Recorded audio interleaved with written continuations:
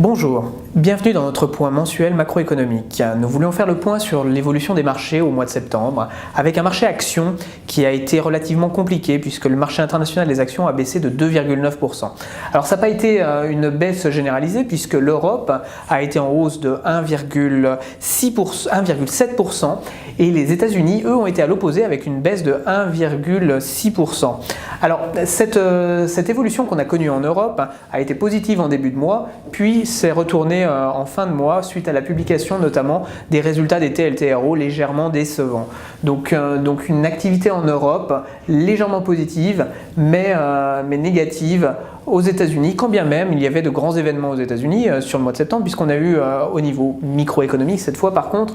des événements sur Apple avec le lancement de l'iWatch et du nouvel iPhone, ou l'introduction en bourse, la plus grosse introduction qu'on ait vue ces derniers temps avec l'introduction d'Alibaba qui a alimenté quand même le marché américain. Cependant, l'évolution la plus forte a été quand même sur l'euro-dollar, puisque au mois de septembre on est passé d'un dollar de 1,32 à aux alentours d'un 26, donc un mouvement relativement fort sur l'échange qui est assez prometteur quelque part pour l'avenir. Alors nous avons eu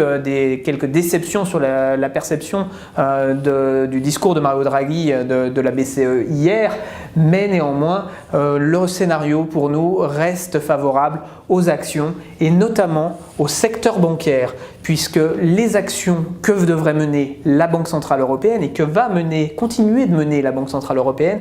va passer par une amélioration des liquidités pour le secteur bancaire. C'est un secteur qui a peu évolué ces derniers mois et qu'on pourrait voir connaître enfin une revalorisation une fois les AQR, les stress tests que doivent passer les banques en Europe publiés. Nous devrions avoir donc une hausse de ce secteur d'activité qui pour nous reste quand même le secteur à privilégier d'ici à la fin de l'année. Donc un mois de septembre assez compliqué également sur les émergents, puisque nous avons eu la Chine avec les problèmes à Hong Kong, les manifestations à Hong Kong qui a entraîné une baisse de plus de 7% du marché sur la place de Hong Kong, mais également au Brésil avec la montée en puissance de différents candidats